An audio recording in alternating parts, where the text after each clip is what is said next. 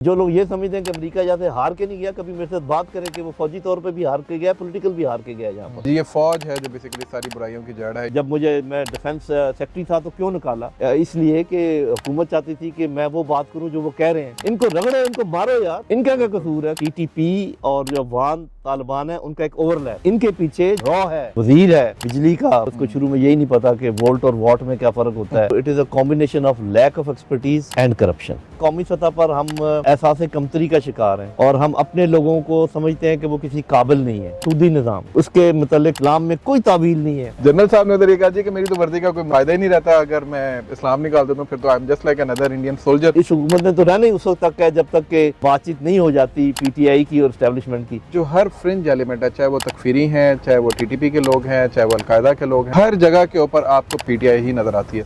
अस्सलाम वालेकुम जी, मेरा नाम सलमान जावेद है और आप अब मुझे एक अपने ही मेरा जो चैनल है देशी डिस्कोर्स उसके ऊपर देख रहे हैं। और आज से हम लोग यहाँ पर एक नई गुफ्तगू का आगाज़ करने जा रहे हैं। जो पॉडकास्ट मैं किसी और चैनल पे पहले करता था, मैं यहाँ से शुरू कर रहा हूँ और यहीं पर मैं अब मुख्तलिफ जो एक्सपर्ट्स हैं, मुख्तलिफ जो हमारे मेंटोर्स हैं, उनके साथ बैठा करूँगा और उनसे मुख्तलिफ मौज़ूआत के ऊपर कोशिश करूँगा कि डिस्कस करूँ। तो इसी सिलसिले में पहला जो मैंने एक प्रोग्राम मैंने सोचा कि इस पर हम करें, क्योंकि पाकिस्तान के अंदर इस वक्त बहुत सारे भांत की बोलियां चल रही हैं। उसमें पॉलिटिकल एलिमेंट तो है ही है, जो पॉलिटिकल लैंडस्केप है उसके अंदर तो हम लोग देख ही रहे हैं कि क्या मामलात हैं। उसके साथ साथ पाकिस्तान के ऊपर हमजहत किस्म यानी मल्टी डायमेंशनल किस्म का एक अटैक जो है वो हमें नज़र आता है, जिसको किसी ज़माने में हाइब्रिड अटैक या हाइब्रिड वॉरफेयर का नाम दिया गया। और अभी भी हम देखते हैं कि कभी किसी एक साइड से कभी किसी दूसरी साइड से जो है वो कोई ना कोई बात चल रही होती है। और कहीं पे भी हमें जो नेशनल नैरेटिव है, जो कि आज से कोई चंद साल पहले तक हमें एक नज़र आती थी कोहेसिवनेस, वो नज़र नहीं आती, बल्कि वो जो आइडेंटिटी क्राइसिस है, आइडेंटिटी के ऊपर जो बात होती है वो बहुत ज़्यादा अब होना शुरू हो गई है। इसके साथ साथ जाहिर है पाकिस्तान के अंदर और बहुत सारे मौज़ूआत हैं जिनको लेके बहुत सारे नैरेटिव्स बिल्टअप किए जाते हैं। उसी सिलसिले में आज मैंने अपने बहुत ही खुसूसी मेहमान, मेंटोर, जिनसे मैंने बहुत कुछ सीखा और सीखता रहता हूँ अभी भी तालिब इल्म के तौर पे उनसे, और उम्मीद है कि आगे भी अल्लाह ताला इनको सेहत दे, इनको आफ़ियत दे और इनसे हम लोग आगे सीखते रहेंगे इंशाल्लाह ताला। तो उनको मैंने मदऊ किया और उन्होंने बहुत काइंडली, हालांकि मेरा अभी चैनल ये बिल्कुल नोइन स्टेज में, इनिशियल स्टेज में, लेकिन ही काइंडली एक्सेप्टेड द रिक्वेस्ट और उनके साथ हम बैठ के ये गुफ्तगू करेंगे। जनरल नईम लोधी साहब, बहुत शुक्रिया जी। Sir, thank you so much for being here. It is a pleasure. Sir, generally तो आपसे बहुत सारी गुफ्तगू होती रहती है, लेकिन आज I would like to start from your past.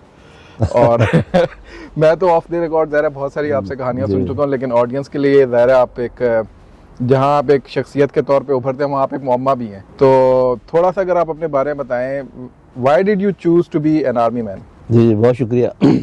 पहली बात तो ये कि मेरा ख्याल है कि आपके सारे नाज़रीन को पता होना चाहिए कि मैं अल्लाह के फजल करम से 71 ईयर्स का हो गया हूँ माशाल्लाह। तो 53 में कहीं मेरी पैदाइश थी। तो वो जो है ना अयूब खान का दौर इनिशियल, वो बचपन में, उसके बाद भुट्टो साहब, उनको तो टीनेज हाँ जी, फिर उसके बाद का जितना भी है, 65 वॉर में साल स्कूल में था, 71 वॉर में कॉलेज में था। तो जितने ये सानियात और जितनी अच्छी चीज़ें हुई हैं वो सारी मैंने देखी हैं और पाकिस्तान को बड़ी अच्छी हालत में भी देखा और बहुत बुरी हालत में भी देख रहे हैं।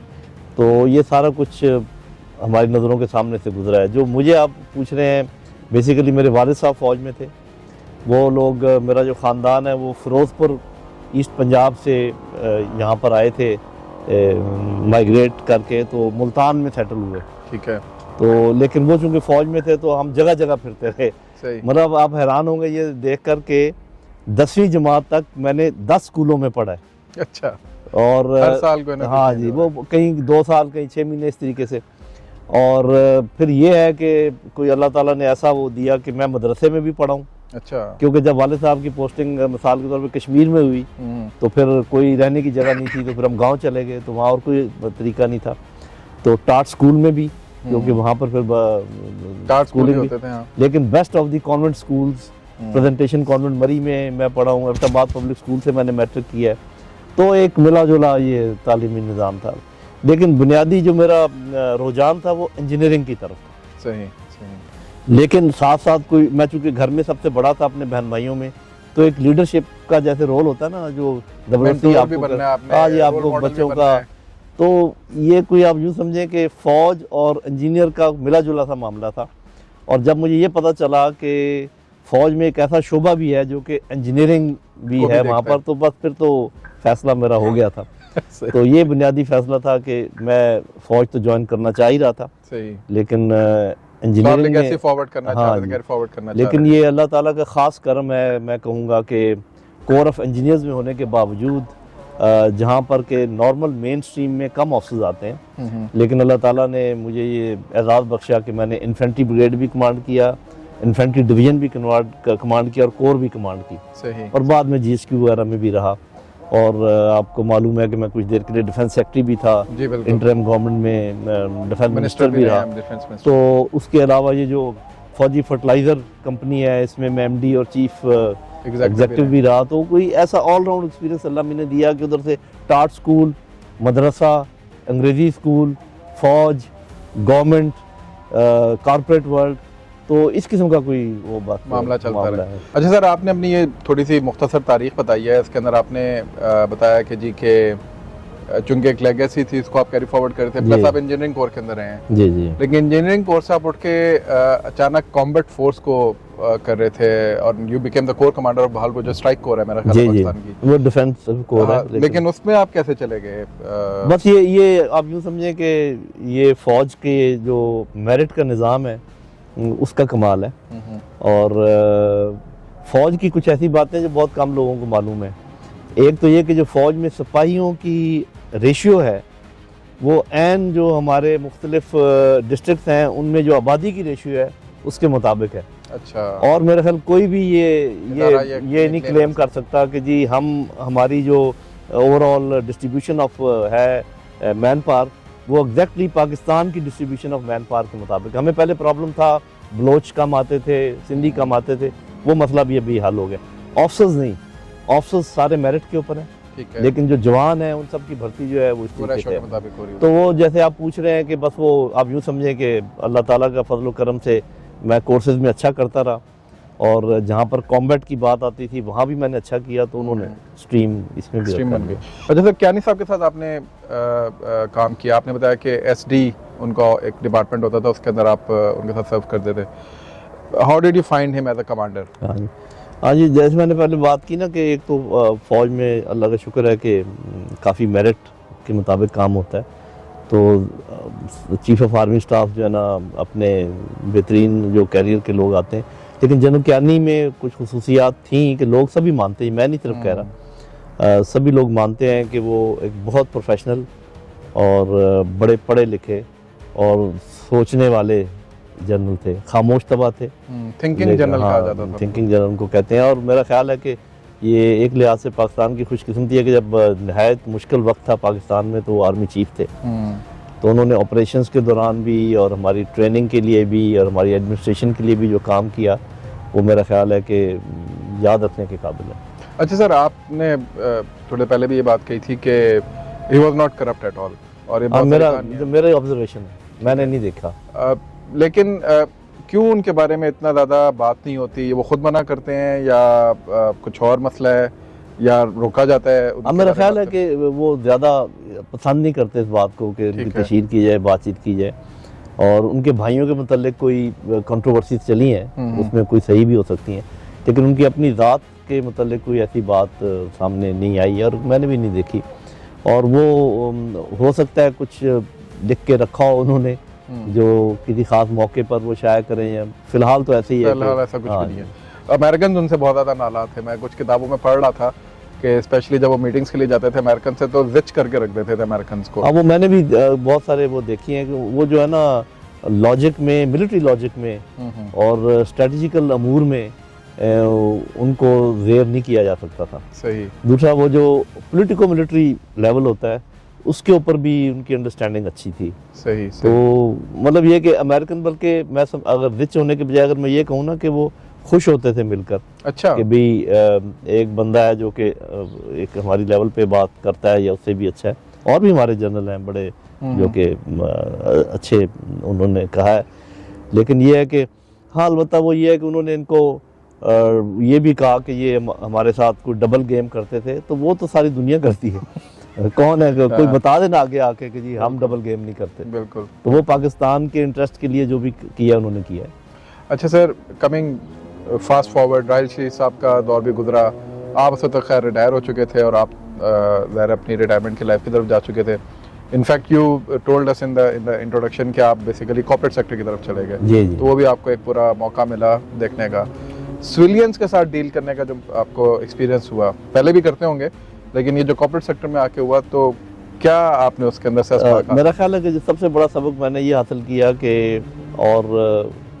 कि सिविल हमारे सिविलियन में बहुत ज़्यादा मेरिट भी मौजूद है, बहुत ज़्यादा ज़हीन लोग मौजूद हैं, बहुत ज़्यादा प्रोफेशनल लोग मौजूद हैं, लेकिन वो कहीं कहीं है। ठीक है। जैसे कॉर्पोरेट वर्ल्ड, चूँकि मैंने तीनों चीज़ें देखी ना, मैंने फ़ौज भी देखी है, मैंने गवर्नमेंट भी देखी है, मैंने कॉर्पोरेट वर्ल्ड भी देखी है। और आपने अगर मुल्क को एक नज़दीक तरीन चलाने की बेहतरीन तरीका है तो वो कॉर्पोरेट वाला तरीका है। ठीक है। कॉर्पोरेट में आपको पता है कि वो बेहतरीन शख्स को चुनते हैं एज चीफ एग्जेक्टिव, लेकिन वो टोटली आज़ाद नहीं होता अपने फैसले करने के लिए। बोर्ड ऑफ डायरेक्टर्स या बोर्ड ऑफ गवर्नर्स होता है, और बोर्ड ऑफ डायरेक्टर्स और बोर्ड ऑफ गवर्नर्स कोई उस पर नहीं आते, सिफारिश पर नहीं आते। वो या तो नंबर ऑफ शेयर्स के हिसाब से होता है या फिर उनके एक्सपर्टीज़ पर होता है। जैसे टेक्निकल कोई डायरेक्टर होता है, कोई फाइनेंशियल डायरेक्टर होता है, तो उसमें तो वो अपनी अपनी फील्ड के माहिर होते हैं। ऐसे नहीं है कि जी एक जनरल पर्पस ब्यूरोक्रेसी है कि आज सेक्रेटरी साहब इधर हैं और कल सेक्रेटरी साहब उधर हैं, या जो वज़ीर है बिजली का मिसाल के तौर पर उसको शुरू में यही नहीं पता कि वोल्ट और वॉट में क्या फ़र्क होता है। तो ऐसे नहीं मुल्क चलते। आपको कोई ना कोई वर्किंग नॉलेज होनी चाहिए वज़ीर की, not very deep knowledge, because वज़ीर का काम तो वो नहीं है। लेकिन जो आपके सेक्रेटरीज हैं, they have to be very special, super specialization उनकी होनी चाहिए उस काम में जिस पे वो लगाया हुआ है। ठीक है। ये अगर हम कर लें तो काफ़ी हमारा काम वैसे ही बेहतर हो सकता है। और डिसीजन मेकिंग भी मेरा ख्याल है कॉर्पोरेट सेक्टर में बहुत डिसीजन मेकिंग उसमें चूंकि होती है मशावरत के साथ, मशावरत के साथ होती है, सबको मौका दिया जाता है वो अपनी बात करें, फिर बाज़ों का वोटिंग भी होती है। तो इस किस्म की अगर डिसीजन मेकिंग हो, बजाय इसके कि विम्सिकल हो कि सब लोग ऊपर वाले को देख रहे हो कि साहब क्या चाहते हैं और वही बात करना शुरू कर दें, तो ये मसला है हमारे ये हायरार्किकल सिस्टम जो है गवर्नमेंट का, इससे निकलने की ज़रूरत है। मशावरती तौर पे बातचीत होनी चाहिए और एक्सपर्टीज़ इस्तेमाल होनी चाहिए। तो सर पूरी दुनिया के अंदर ये मॉडल्स चल रहे हैं, वाई इज इट, आप सिविल ब्यूरोक्रेसी में भी रहे हैं, तो क्या वजह है कि पाकिस्तान एमपीज़ का भी हमने कॉन्सेप्ट एक लेकर आए हैं, एमपीज़ हम अडॉप्ट करते हैं जो कि एक्सपर्ट्स होते हैं, इसी तरह जैसा आप कह रहे हैं, उसके बावजूद चीज़ें सीधी नहीं हो रही होती, उसकी क्या वजह है? उसकी वजह है कि लेटर एंड स्पिरिट में ये, हालांकि हम कहते हैं हम रखते हैं ना, अपने एडवाइजर्स भी रखते हैं और सब कुछ, और एडवाइज़र होते भी मतलब टेक्निकली क्वालिफाइड भी होते हैं, लेकिन उनकी बात चलती नहीं है। बुनियादी तौर पे यहाँ पर जैसे सब लोग कहते हैं, ये कोई मैं नई बात नहीं कह रहा, कि यहाँ पर एलीट कैप्चर है, और एलीट की डेफिनेशन को छोड़ दें, वो सारे उसमें शामिल हैं, जो भी एलीट, जो भी उसके अंदर पावर के अंदर है। ठीक है। तो वो अपना इंटरेस्ट आगे रखते हैं, जो मेरी ऑब्जर्वेशन है, और बाद का तो छुपा हुआ होता है, अब नीचे वाले लोगों को पता भी नहीं चल रहा होता कि ये बात ये क्यों कह रहे हैं। मिसाल के तौर पे अगर किसी के बच्चे ने या किसी ने इंपोर्ट करने हैं सोलर पैनल्स, तो वो कहेंगे यार ये तो असल तो पाकिस्तान का तो सारा मसला सोलर एनर्जी में है, तो solar is the answer, solar is the game, तो लाओ जी इसकी इंपोर्ट खोलो। और जब वो इंपोर्ट अपने बच्चा कर ले तो फिर कहते हैं यार ये तो बहुत ज़्यादा गलत हो गया, अब सबने सोलर लगा लिया है, तो ये तो हमारी बिजली का मुसीबत हो गई है, बंद करो यार सोलर को। तो ऐसे चलता मतलब यानी कोई ट्रैजेक्टरी नहीं होती, कोई प्लान, हाँ जी, कोई लॉन्ग टर्म प्लानिंग नहीं है, कुछ सोच नहीं है। अब जैसे अब ये देख रहे हैं नेट मीटरिंग के बहुत ज़्यादा लोगों ने, क्योंकि एक अच्छी बात है, पाकिस्तान में धूप बहुत है माशाल्लाह, अब आप पता चला है जी कि आपकी जो प्रोडक्शन है वो फालतू है, और अब आपको समझ नहीं है, लेकिन कीमत वही है, उसको डाउन नहीं कर पा रहे। तो अभी जो है ना, अभी लोग जब अगर सोलर उनको पड़ेगी मिसाल के तौर पे 25 रुपए यूनिट या 30 रुपए यूनिट, तो वो क्यों 70 रुपए यूनिट लेंगे। मैं सर स्ट्रेटेजिक नैरेटिव की तरफ बात जाता हूँ। इस वाली बात से मुझे एक सवाल आया है, और बड़ा ये डिस्कशन अभी पिछले दिनों भी रही है, इमरान खान साहब के दौर में भी रही है, आईपीपीस कहाँ हम फंसे। आप तो मतलब you were at the helm of affairs at that point of time, जब ये सारे कॉन्ट्रैक्ट्स हो रहे थे, आपने शायद देखा भी हो या सुना भी हो, तो क्यों हम फंस गए? क्या हमारी कोई वो नहीं थी, एक्सपर्टीज नहीं थी, या हमें पता नहीं था, या हम जानबूझ के ये एक नई ईस्ट इंडिया कंपनी के पास फंस गए?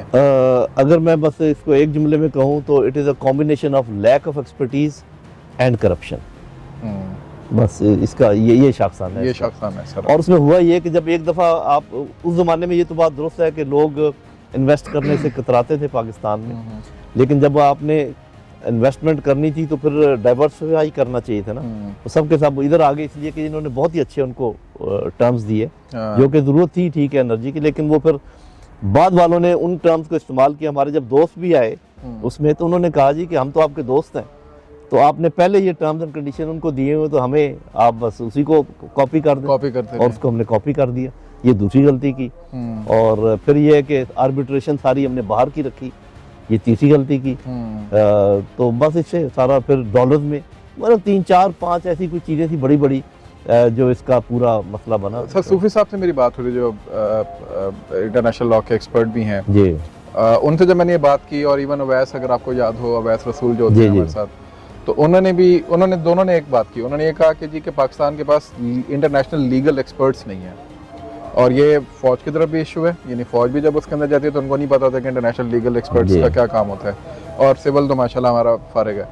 इस पे आज तक फौज ने, चले फौज की मैं बात करता हूँ, फौज का बहुत ज़्यादा इंटरवेंशन भी होता है, बहुत ज़्यादा से भी होती है कामों के अंदर। अभी सिर्फ के सूरत में हम देख भी रहे हैं, पहले भी इस तरह के प्रोग्राम आते रहे। इस चीज़ के ऊपर फौज ने कभी क्यों नहीं फोकस किया? हाँ जी, आपको शायद जानकर ये हैरत ही हो, जो लोग मुझे सुन रहे हैं वो भी बेशक सुन लें, ये जो सूफी साहब जिनका आप जिक्र कर रहे हैं, उनका जो है जी जी, ये फौज ही ने फाइंड किया था इनको। हाँ, और फौज ही ने फिर इनको आगे वो किया।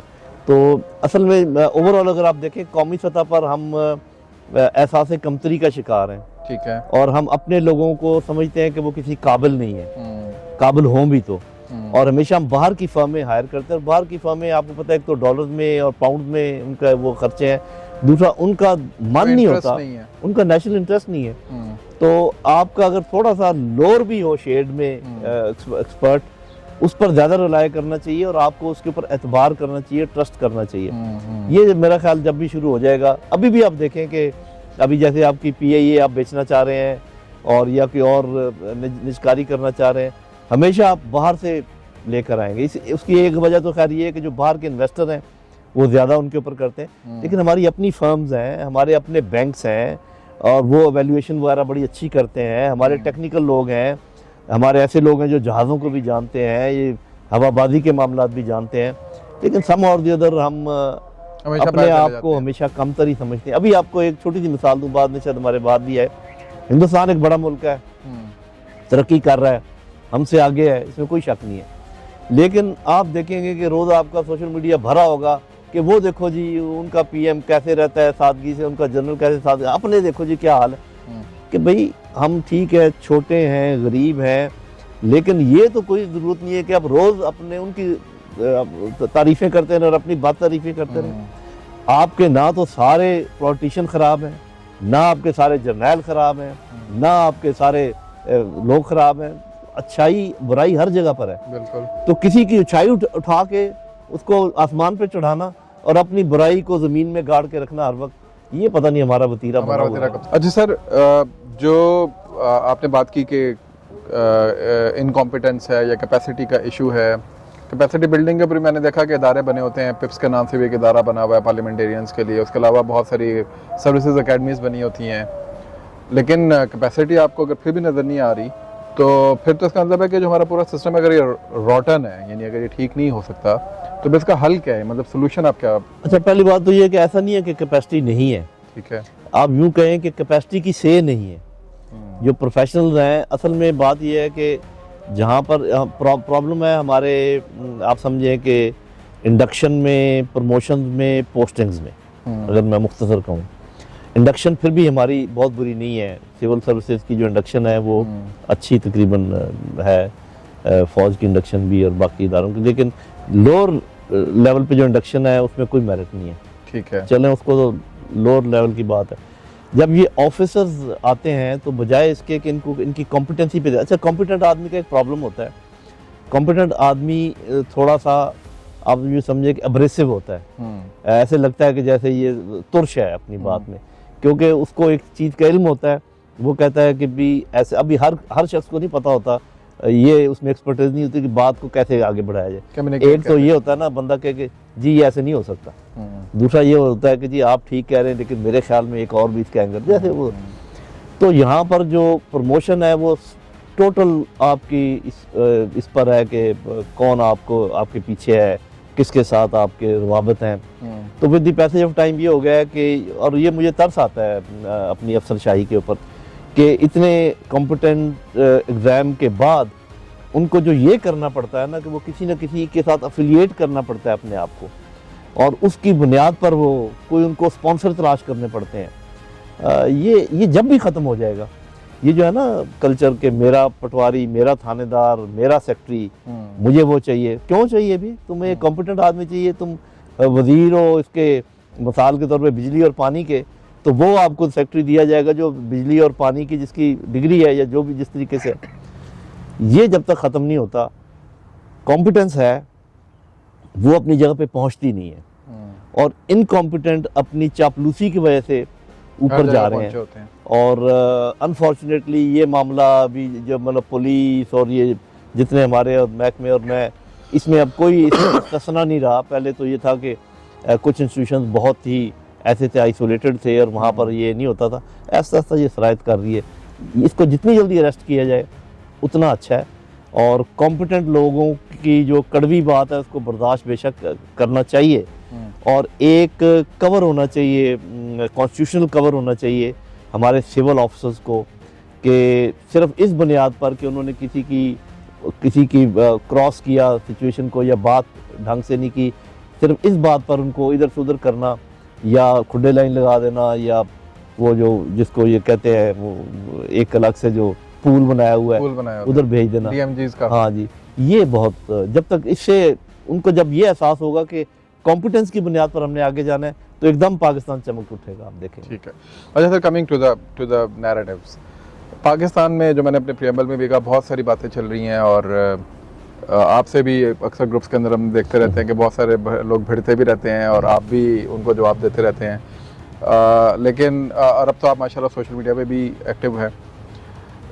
बहुत दफ़ा मैंने देखा कि आपको भी बहुत दफ़ा बहुत सारी हीट का सामना करना पड़ा। हाँ जी, मैं करता हूँ। बावजूद इसके कि आपकी पॉलिटिकल एफिलिएशन जो है वो बहुत वाज़ेह है कि आप कहाँ पे खड़े हुए हैं। आपकी आइडियोलॉजिकल एफिलिएशन तो ऑब्वियसली इस पाकिस्तान, पॉलिटिकल एफिलिएशन आपकी वाज़ेह है, उसके बावजूद उसी जगह से भी आपको बहुत सारी दफ़ा हीट का सामना करना पड़ता है। एक तो इसकी वजह बताएं, ये क्यों है? ये कल्ट मेंटालिटी जो है, यानी ये चाहे आप PMLN को उठा लें, चाहे पीपल्स पार्टी को उठा लें, वहाँ पे जाला था, फिर वो नवाज शरीफ का हामी आ गया, फिर इमरान खान साहब के ऐसे फॉलोअर्स आ गए कि उन्होंने कहा कि, और फौज के अंदर भी है, बल्कि फौज के हवाले से भी ये मामला हो जाता है। तो ये क्यों है हमारे यहाँ, और ये इसका कोई हल आपको नज़र आता है? आपने माशाल्लाह उम्र गुजारी है, तो नौजवानों को या हमारे ये जो हम जैसे जो लोग हैं जो लिहाज नहीं रखते किसी का। हाँ जी, वो अच्छी बात है। देखिए, दो तीन बातें हैं जो इससे रिलेटेड हैं, इसलिए वो मैं बात करूँगा। पहली बात तो ये है कि जो सबसे बड़ा मसला खड़ा किया गया ना, और वो ये है कि जो पाकिस्तान के बनने की बुनियाद थी, आज़ादी लेने का जो मकसद था, उसको ब्लर कर दिया गया। ठीक है। उसको कंफ्यूज कर दिया गया कि अभी तो खैर पता भी चल गया जो हिंदुस्तान में जो कुछ मुसलमानों के साथ हो रहा है, और जो दलित्स के साथ हो रहा है, और सिखों के साथ हो रहा है, और ईसाइयों के साथ हो रहा है, उससे ये तो पता चल गया कि बरसगीर के मुसलमानों ने ये फैसला किया कि हम अपना अलग मुल्क बनाएंगे ताकि हम अपने तरीके से इसमें ज़िंदगी बसर कर सकें। ठीक है। और अपना तरीका मुसलमानों का क्या है? इस्लाम। और इसी चीज़ ने हमें जोड़ा था।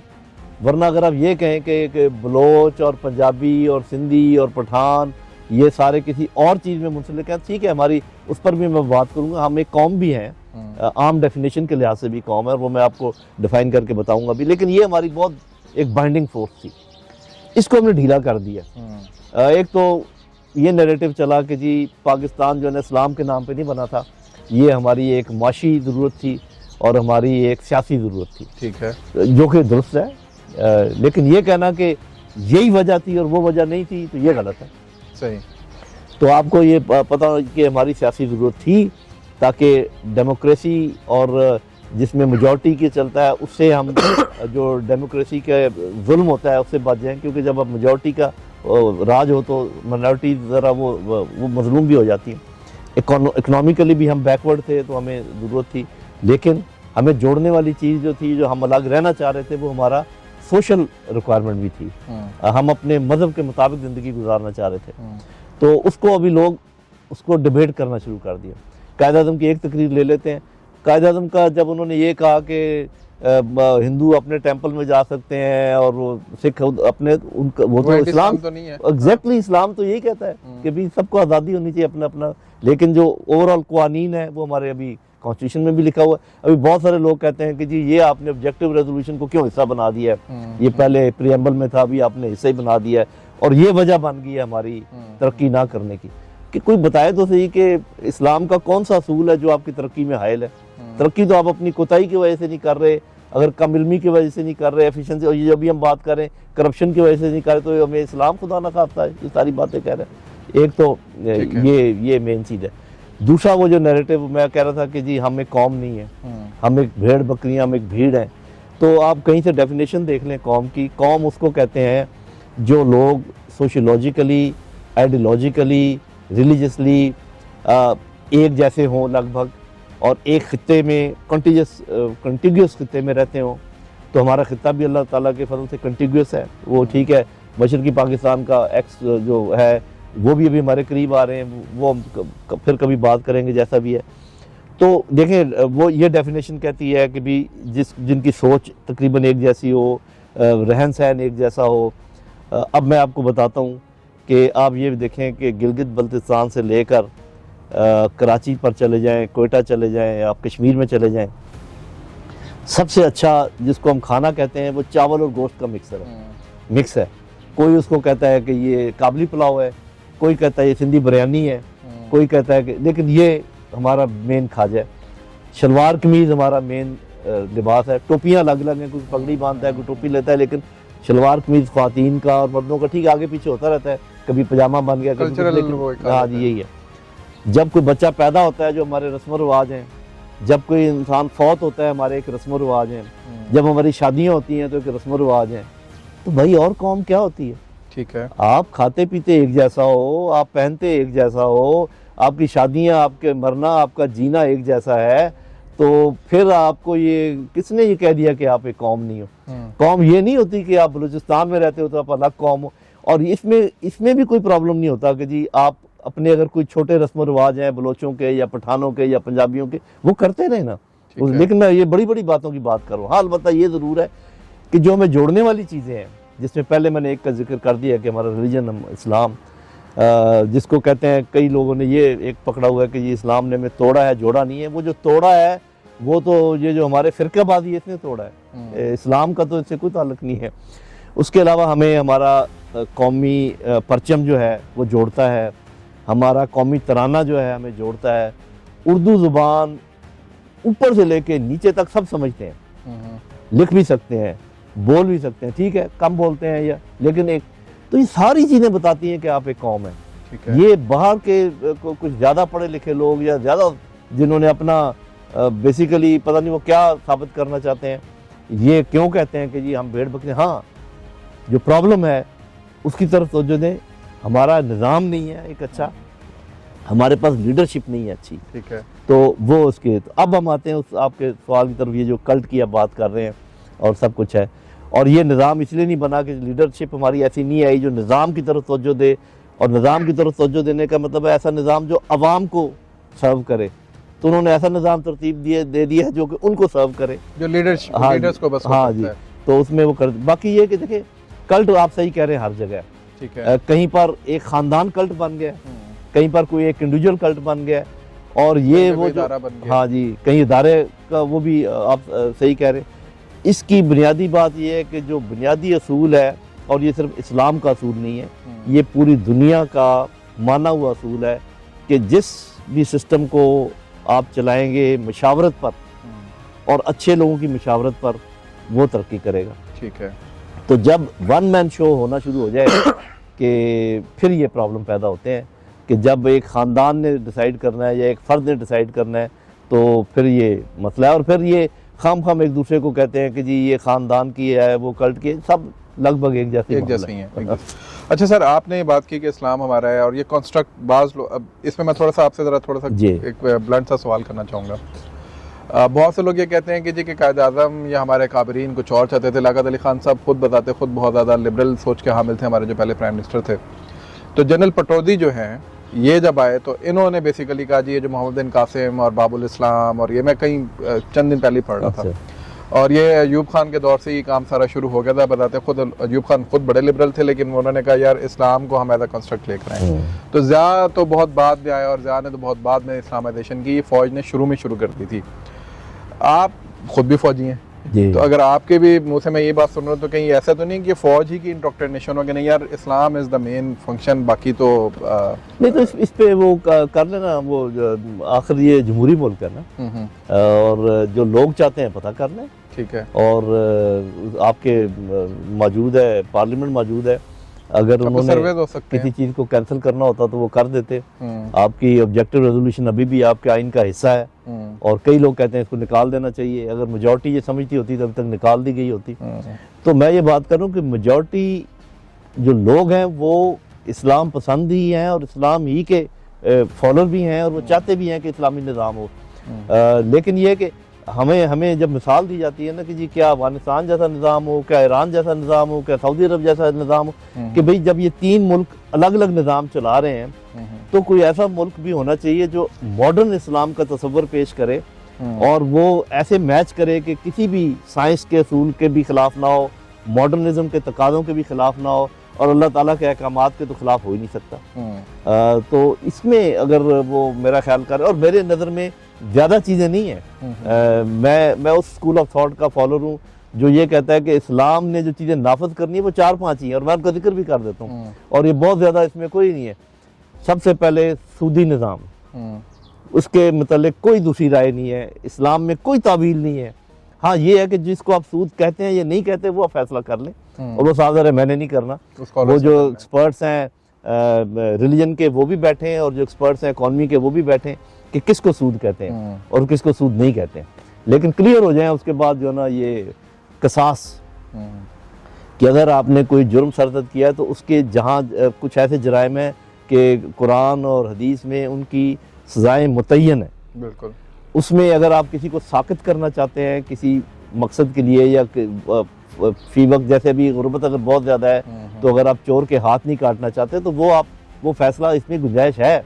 लेकिन अगर आपने किसी को कत्ल किया है, आमदन कत्ल किया है, तो आपको एक छोटी सी मिसाल देता हूँ। आपने देखा बहुत सारे हमारे यहाँ पर मसले पैदा होते हैं कि तेज़ाब फेंक दिया, इसलिए कि कोई ऐसा वो निज़ाम नहीं है जो कि, तो इस्लाम ने तो सीधा रखा हुआ है। आपने तेज़ाब फेंका है, आपको उसका उस लड़की का भाई वो उठाएगा मग्गा तेज़ाब का और उसके मुंह पे फेंकेगा, अगर माफ़ कर दे तो माफ़ी का निज़ाम भी है। तो एक कसास का निज़ाम, उसके बाद जो जायदाद की तकसीम है इनहेरिटेंस का, इसमें भी इस्लाम ने मुकर्रर किया हुआ है। सबसे ज़्यादा हमारे यही फौजदारी के मुकदमे ही है मेरा। हाँ जी, और फिर मुकदमे चलते कैसे हैं कि जी ये पटवारी, तहसीलदार, डीसी, सिविल कोर्ट, फिर हाई कोर्ट, सुप्रीम कोर्ट। यार मतलब ये इतना जब तो आपने क्लॉक कर दिया अपने निज़ाम बड़े मामूली बातों पर। ये जो आइली मामलात हैं और ये जो ज़मीनों के मामलात हैं, ये तो 2 मिनट में वहाँ पर जो वहाँ के लोग हैं वो उसको हल कर सकते हैं। तो ये चंद एक चीज़ें हैं, ज़कात और उशर है ये जो मैंने 5 चीज़ें गिनवाई हैं, बस ये नाफिज करनी है आपने। और ये अगर आप नाफिज नहीं करते तो आप इस्लामी मुल्क नहीं कहला सकते। लेकिन अगर ये कोई कहे कि जी कि ज़बरदस्ती हमने लोगों को कलमा पढ़ाना है और गर्दन से पढ़ के लेकर जाना है, और इम्पोजिशन करनी है, ये तो खुद ही लोगों ने फिर आगे बना रखा है। ये मुझे मैं इस पर ज़्यादा बात नहीं कर सकता क्योंकि अच्छा, आपके इस्लाम और उससे मुझे वो एक वाक़या याद आया। एनडीयू में हमारा कोर्स चल रहा था और उन दिनों आप सर्विंग थे ज्ञानी साहब के साथ। आपने मुझे बताया कि आपने एक बयान उनसे दिलवाया था कि इस्लाम और पाकिस्तान लाज़िम व मलज़ूम है, या फ़ौज या इस्लाम लाज़िम व मलज़ूम है, कुछ तरह का वो टीटीपी के हवाले से कुछ इस तरह का मामला था। उससे एक दिन पहले एनडीयू में एक एक्सरसाइज हुई और उसमें हमने नेशनल पर्पस डिफाइन करना था सिमुलेशन एक्सरसाइज में कि जी के, और उसमें मेरे साथ एक जनरल साहब थे, एक 3 सिविलियंस थे जो कि सेनेटर्स थे दोनों, और एक बिजनेसमैन था, मैं था। मैं और जनरल साहब एक साइड पे हो गए जी कि इस्लाम को हम नहीं निकालेंगे। जनरल साहब ने उधर ये कहा जी कि मेरी तो वर्दी का कोई फ़ायदा ही नहीं रहता, अगर मैं इस्लाम निकाल देता हूँ फिर तो आई am just like another Indian soldier, तो फिर मुझे क्या ज़रूरत है। लेकिन उन दिनों सिविलियंस ने ये कहा कि हम इस्लाम निकाल देते। अच्छा, अगले दिन उन्होंने हाउस पे छोड़ दिया वोटिंग में इस्लाम जीत गया, आप वाली बात। तो उसके अलावा मैं आपको एक और बात बताऊं, जो लोग मतलब हम तो फॉलो करते हैं ना वेस्ट को, ये बात वेल नोन है जो भी मैं आपके साथ करने वाला हूँ कि अमेरिका जब भी बात करेगा 3 बातें बात करेगा: democracy, capitalism, our way of life. बिल्कुल। कोई मुझे बता दे कि वो ये 3 बातें नहीं करते। उन्होंने पूरी वॉर ऑन टेरर इसके ऊपर लड़ी है। तो हम क्या कह रहे हैं, जब मैं इस्लाम की बात करता हूँ मैं कहता हूँ आर वे ऑफ लाइफ। तो leave us for our way of life. बाकी ठीक है, हमने भी अडॉप्ट किया हुआ है, हमने कैपिटलिज्म भी अडॉप्ट किया हुआ है, हमने डेमोक्रेसी भी अडॉप्ट की है। लेकिन उनका प्रॉब्लम ये है कि वो ये कहते हैं कि नहीं, आप हमारा वे ऑफ लाइफ भी अडॉप्ट करो, क्योंकि फिर ही ये दोनों चीज़ें चल सकती हैं। कई लोगों का ये ख्याल है हमारे मुल्क में भी कि अगर आपने डेमोक्रेसी को चलाना है और कैपिटलिज्म को चलाना है तो देन आप you have to be secularist. और सेकुलरिज्म को मैं बुरा नहीं समझता, मैं कहता हूँ इस्लाम में भी सेकुलरिज्म का कॉन्सेप्ट है, जिसमें हर एक को उसका हक मिलना चाहिए और सबको आज़ादी होनी चाहिए। लेकिन ये हमने सिर्फ डेफिनेशन ना जानने की वजह से ये झगड़े शुरू किए हुए हैं। ये कोई झगड़े नहीं है। वो जो आप कह रहे थे कि पर्पस ऑफ, मतलब ये aim and purpose of national purpose, simple है यार, welfare of the people of Pakistan, that is the main purpose.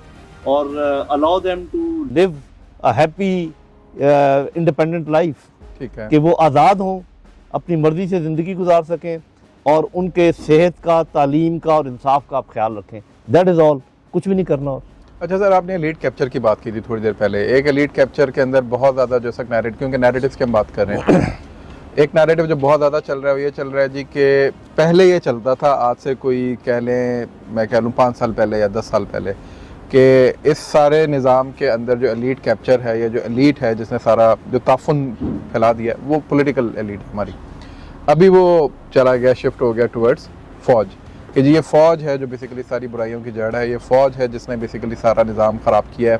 पहले दिन से ये लोग पॉलिटिकल इंटरवेंशंस कर रहे हैं। इन्होंने पावर सेक्टर्स के अंदर अपनी शादियां भी की हुई हैं, अपनी जड़ें भी फैलाई हुई हैं। इन्होंने जो है वो बिजनेसेस अपने फैलाए हुए हैं। बिजनेस पे भी हम आएंगे सब थोड़ी में।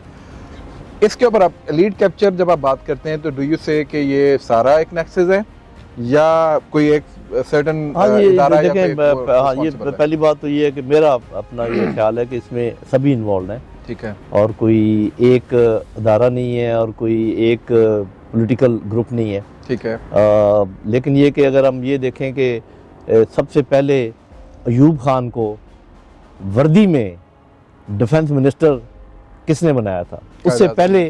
उससे पहले कोई फौज की सेना नहीं थी, कोई वो नहीं था। ने बनाया था बल्कि नहीं, पहले, ये बहुत पहले की बात है। अयूब खान तो भुट्टो तो अयूब खान के बाद में आया था। तो आप ये देखें कि काबीना में उनको एज इन यूनिफॉर्म मिनिस्टर बना के बैठा दिया।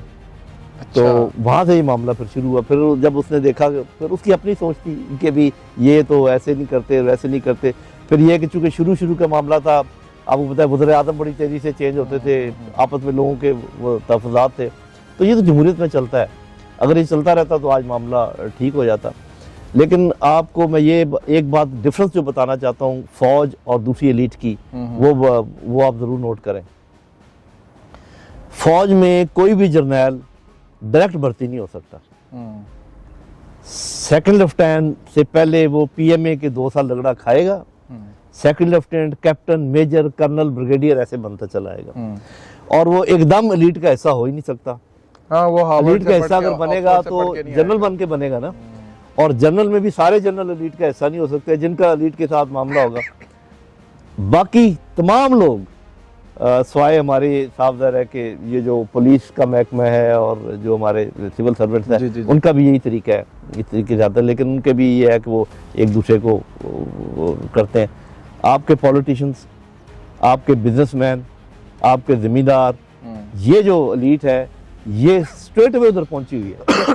ठीक है। मतलब ये कि अगर एक बड़े पॉलिटिशियन का बच्चा या बच्ची, ऐसे नहीं है कि वो पहले तहसील नाज़म बनेगा और फिर डिस्ट्रिक्ट नाज़म बनेगा और फिर पहले इसमें प्रोविंशियल में आएगा, फिर नो, वो कल का बच्चा होगा तो वो परसों वज़ीर आज़म होगा। ये खराबी है और ये फ़र्क है फ़ौज और दूसरी एलीट में।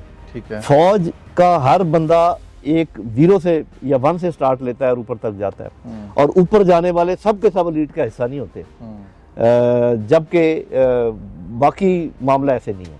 बाकी में सब बाकी लेटरल एंट्री है, मतलब एलीटों के बच्चे एलीट हैं, पैदा ही एलीट होते हैं। फौज में कोई पैदा एलीट नहीं होता। आपको बहुत कम मिलेंगे, शादो नादर मिलेंगे कि जर्नैल का बेटा जनरल बने।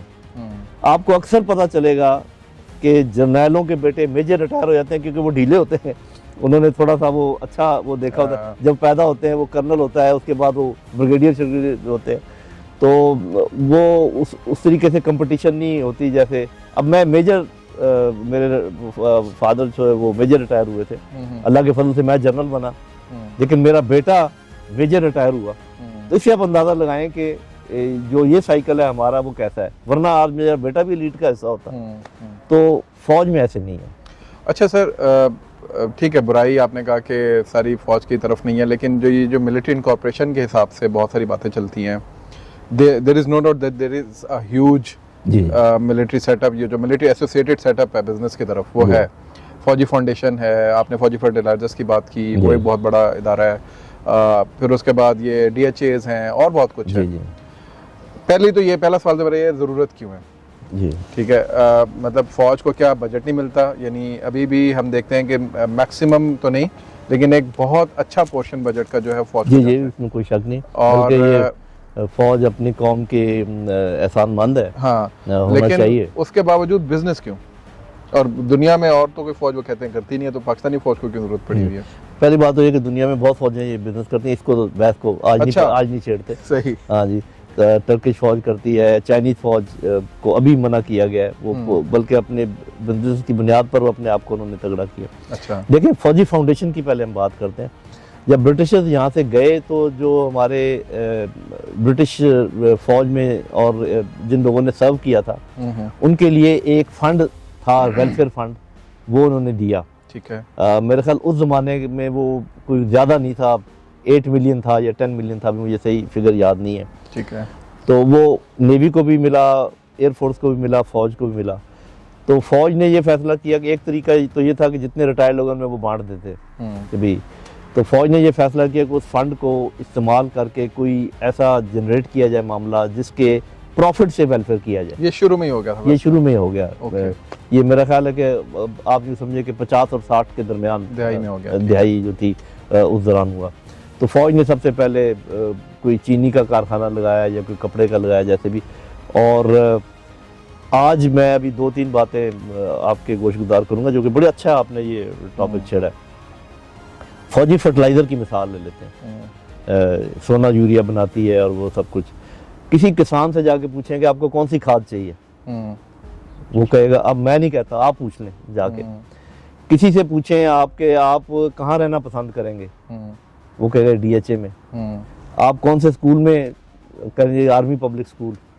कहाँ इलाज करवाना चाहेंगे जी, CMH में करवाना चाहेंगे। तो पहली बात तो ये है कि मुझे कोई ये बताए कि अगर फौज एक आपको अच्छा हाउसिंग का निज़ाम, अच्छा ये भी मैं आपको बता दूं कि एक दो ऐसे एरिया से जहाँ पर, जैसे मॉडल टाउन है लाहौर का, ये फौज के DHA से पहले का चल रहा है एक ऑर्गेनाइज तरीका। कोई ऑर्गेनाइज हाउसिंग नहीं थी पाकिस्तान में, कोई अच्छे स्कूलों की चेन नहीं थी पाकिस्तान में। कई ये थे 1-2 लॉरेंस कॉलेज और ये वो, लेकिन जैसे चेन होती है ना, तो जो चेन बनाई है अच्छे हाउसिंग की फौज ने बनाई है, जो चेन बनाई है अच्छे हॉस्पिटल की वो फौज ने बनाई है, जो चेन बनाई है अच्छे कॉलेजेस और स्कूल्स की वो फौज ने बनाई है। और वहाँ पे पढ़ कौन रहा है? सिविलियंस पढ़ रहे हैं, और कुछ फौजियों के बच्चे भी हैं, वो ठीक है। तो जब आपसे पूछें रहना किधर है जी, DHA में रहना है, इलाज किधर कराना है जी, CMH में कराना है, और खाद कौन सी अच्छी है, तो ये शिकायत की समझ नहीं आती कि ये क्यों है। लेकिन फिर भी इसको मैं थोड़ा और एक्सप्लेन कर दूँ। एक तो मैंने बताया कि फंड किधर से आया था। फौजी फर्टिलाइज़र कंपनी जो है, जो कि फर्टिलाइज़र की लीडिंग कंपनी है, इसमें 56 आई थिंक, मतलब 51 से ऊपर शेयर जो हैं वो अवाम के हैं। अच्छा, पब्लिक है? पब्लिक लिस्टेड कंपनी है। सही, ऐसी वहाँ पर कराची स्टॉक एक्सचेंज में, और इधर उसकी वो लोग इसके लेते हैं जिस तरीके से भी है। ठीक है। और बाकी हिस्सा जो है वो फौजी फाउंडेशन का है। वो जो फाउंडेशन मैंने बताया ऊपर है, फौजी फाउंडेशन में जो लोग काम कर रहे हैं सिर्फ फायस के बोर्ड ऑफ डायरेक्टर्स की मैं बात अलग से करूँगा, जो लोग वहाँ पे काम कर रहे हैं, जैसे उनका जो चेयरमैन है और जो जितने चीफ एग्जीक्यूटिव हैं फौजी फट, एक भी फौजी नहीं है, एक भी यूनिफॉर्म में फौजी नहीं है। मतलब वो रिटायर्ड फौजी भी हो सकते हैं? रिटायर्ड तो है, ठीक है। रिटायर्ड। अच्छा, जैसे मैं जब ये था फौजी फाउंडेशन, फौजी फर्टिलाइजर में, तो वहाँ पर 5% रिटायर्ड फौजी हैं, 95% सिविलियंस हैं। अच्छा। जिसमें इंजीनियर हैं और फाइनेंशियल के लोग हैं, मार्केटिंग के लोग, क्योंकि मार्केटिंग था उन्होंने ही करनी है। तो क्या करें फिर, जब फौजी रिटायर हो तो उनको गोली मार दें, या तो ये कि भी अभी आप तो कोई काम नहीं कर सकते। तो पहली बात तो ये कि अगर कोई ऐसा काम, हाँ बाज़ औक़ात ऐसा होता है, ऐसे रजीम्स आए हैं जिसमें ऐसी जगहों पर भी फौजी अफसर भेज दिए गए जहाँ उनकी एक्सपर्टीज़ नहीं थी। कभी कभी आजकल भी आपको नज़र आता है, वो नहीं होना चाहिए। जहाँ पर एक्सपर्टीज़ नहीं है वो नहीं होनी चाहिए। लेकिन एडमिनिस्ट्रेशन की, ऑर्गेनाइजेशन की, तो आपके पास एक पूरी रिच एक्सपीरियंस होता है। एक फौजी जनरल जब वो इक्विपमेंट को भी लुक आफ्टर करता है, अपने लोगों को भी लुक आफ्टर करता है, और टैक्टिक्स और वो सारी चीज़ें वो तो उसको छोड़ दें, तो जो ये आपकी एक्सपर्टीज़ है ये वहाँ पर इस्तेमाल होती है। लेकिन असल बात जो लोगों को जानने की है वो ये है कि प्रॉपर लिस्टेड कंपनीज जिसमें मेजर शेयर पब्लिक का है, कोई वहाँ पर सर्विंग फौजी नहीं है, पूरे टैक्स अदा करते हैं, ठीक है, और कोई उसमें छूट नहीं है। जहाँ छूट है वो मैं बताता हूँ आपको। जो तो इसलिए पहली बात तो ये कि जैसे फौजी फाउंडेशन जो वेलफेयर कर रही है रिटायर्ड लोगों का, वो अनप्रेसिडेंटेड है। यानी कि जितने ये रिटायर्ड लोग हैं उनकी फैमिलीज़ का जो मेडिकल है, उनकी जो स्कूलिंग है, और जो चीज़ें हैं जो कि ज़िम्मे तो होना है गवर्नमेंट के, लेकिन वो नहीं कर सकते, ये खुद करते हैं। उसके अलावा शोहदा के को करते हैं, तो गवर्नमेंट जितना करती है उससे 3 गुना ज़्यादा फौज खुद का इनके थ्रू करती है जैसे भी। अच्छा, जहाँ शिकायत है ना वो है FWO, इसलिए नहीं कि वो टैक्स नहीं देते, वो भी टैक्स पूरा, वो इसलिए कि बाज़ औक़ात उनको काम मिल जाता है आउट ऑफ मतलब नॉट फेयर कंपटीशन। NLC है, बाज़ औक़ात उनको काम ऐसा मिल जाता है जो मैं इसी पे आना चाहता हूँ कि ये कहते हैं कि जी कि ये कंपटीशन को किल कर देते हैं।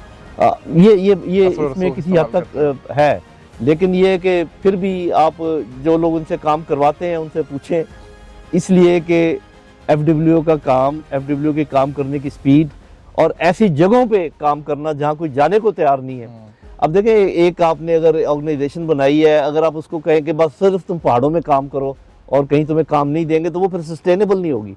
वो अपने आप को तो कहीं पर वो कमाते हैं, कहीं लगाते हैं। तो ये नहीं मैं कह रहा कि यहाँ पर कोई रिफॉर्म्स की ज़रूरत नहीं है या यहाँ पर कोई ज्यादती नहीं होती। जो कमी बेची है वो दूर करनी चाहिए। मैं सिर्फ ये कह रहा हूँ कि जैसे अंग्रेजी में कहते हैं कि don't throw the baby along with dirty water, कि अगर टब में गंदा पानी और बेबी है तो बेबी को बचाओ, गंदा पानी फेंको।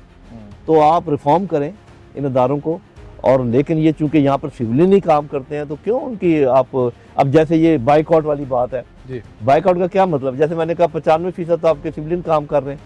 फिर ये कि अगर आप अपने ही चीज़ों का बाइक, मिसाल के तौर पे खाद पहले ही आपकी शॉर्ट है, आप ठीक है आप फौजी सीमेंट का और फौजी इसका बाइकआउट कर दें, तो ये तो कौमी नुकसान है, आपको बाहर से इंपोर्ट करनी पड़ेगी, आपके डॉलर खर्च होंगे। तो इसमें फौज को तो आप कुछ भी नहीं कह रहे। ये नुकसान तो उन सिविलियंस का हो रहा है जो वहाँ पर काम कर रहे हैं, और वहाँ पर जितने लोग हैं वो बगैर वर्दी के हैं। तो आप किसको, हाँ अलबत्ता ये मैं ज़रूर कहूँगा कि ये फौजी फाउंडेशन को चाहिए कि अब इनके नाम जो है कंपनियों के, वो उसमें फौजी इसलिए ना रखें कि अभी थोड़ा सा वो टेंशन पैदा हुई है, तो नाम अच्छे कर दें। जैसे सोना यूरिया है, वो सोना ही नाम रख दें उसका, इसके कुछ कर लें। अच्छा सर, आपने ये जो सारी गुफ्तगू की है, इसके अंदर से एक जो इबहाम रह जाता है वो ये रह जाता है कि शायद इसके अंदर भी कोई करप्शन वाला एलिमेंट जो है वो ओवरऑल है बहुत ज़्यादा। I am just trying to decipher it कि फौज शायद इससे इसलिए भी नहीं हटना चाहती या बहुत ज़्यादा इसके अंदर इंट्रेंच होगी। ये एक बहुत नैरेटिव परपेचुएट हुआ कि ये अपने असल काम से हटके, यानी जो डिफेंस है उससे हटके ये बिजनेस में लग गए हैं। कभी इनको प्रॉपर्टी डीलर कहा जाता है, कभी इनको बिजनेसमैन कहा जाता है। तो इसलिए पाकिस्तान का पूरा सिक्योरिटी का निज़ाम, जिस पे अभी हम आपसे आगे सवाल करूंगा, वो जेपरडाइज हुआ है। कहीं पे BLA खड़ी हुई है, कहीं पे TTP खड़ी हुई है, कहीं पे इंटरनल पॉलिटिकल अपराइजिंग है। तो फौज चूंकि अपना काम नहीं कर रही, एजेंसी चूंकि अपना काम नहीं कर रही और वो बिजनेस में लगी हुई है, तो शायद इसलिए ये सारा आज इसका बल्कि इसका अच्छा तफसील से जवाब मैं इंशाल्लाह देता हूँ। पहली बात तो मैंने आपको बता दिया कि फौजी फाउंडेशन में, फौजी फर्टिलाइजर में फौजी है ही नहीं, क्योंकि जब आप यूनिफॉर्म उतार दें तो आप आम सिविलियन में ही शामिल हो गए ना। और इसी तरीके से ये जो DHAs हैं, इसमें 2 या 3 यूनिफॉर्म में लोग होते हैं, बाकी सारे सिविलियन हैं। आप कभी उनके दफ्तरों में जाएं, आप जाके देख लें और जिस तरीके से ये मैनेज करते हैं। हाँ, इसमें जो जो जो बातें हैं वो मैं बता देता हूँ, ताकि अगर वो, जैसे मैं कह रहा था ना कि अगर आपने रिफॉर्म करना है तो फिर आप करें। पहली बात ये है कि जो हमारे सीनियर ऑफिसर्स हैं, उनकी कोई से नहीं होनी चाहिए DHAs में, FWOs में। FW में तो खैर, FW तो चीज़ ही अलग है। FW और NLC ऐसे इदारे, उनमें तो फौजी वर्दियों के साथ हैं, वो उनको सिविलाइज किया जा सकता है। वो जहाँ तक अगर कोई ऑब्जेक्शन करता है तो मैं ज़्यादा सिर्फ इतना कहूँगा कि बहुत सारे ऐसे क्लासिफाइड काम हैं जहाँ पर कोई और काम कर ही नहीं सकता। आप ये जो धमाके, हमने 8वीं धमाके किए थे, अगर आपके पास FWO जैसी ऑर्गेनाइजेशन ना होती तो जिन पहाड़ों में वो सुरंगें बनाई गई हैं वो कैसे बनाते, और लीक होने का भी आज लीक होने का बहुत खर्चा होता है। फिर इन इलाकों में जाना, और ये जो आपकी कराकोरम हाईवे है, इसमें हर किलोमीटर पर एक फौजी शहीद हुआ है, हर किलोमीटर पर, इंजीनियर्स के भी और दूसरे भी, इंजीनियर्स के ज़्यादा। और कोई वहाँ जाके काम कर सकता ही नहीं, वो नहीं था। अब तो खैर सड़क बन गई है, जैसा भी है। लेकिन ये मैं बात आपकी मानता हूँ कि जहाँ पर ये हमारी इंटेलिजेंस एजेंसीज और फौज के कुछ लोग जब पॉलिटिकल मामलात में आते हैं तो उनकी तवज्जो वहाँ पे चली जाती है। और जब वो पॉलिटिशियंस के साथ इंटरेक्ट करते हैं तो सबसे बड़ा जो मसला आता है वो आता है ये है कि वो उनका जब रहन सहन देखते हैं, उनकी जब लश पश देखते हैं, तो वो बाज़ औक़ात कुछ लोग उससे मुतासिर हो जाते हैं। एक इंसानी वो है।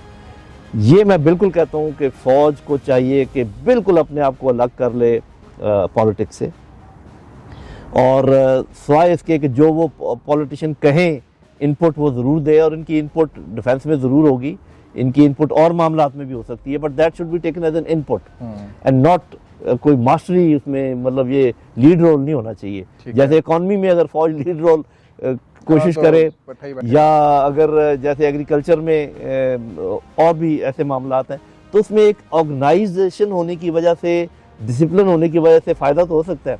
लेकिन अगर आप ये कहें कि इसके फैसले भी मैं करूँगा तो वो कामयाब नहीं होंगे।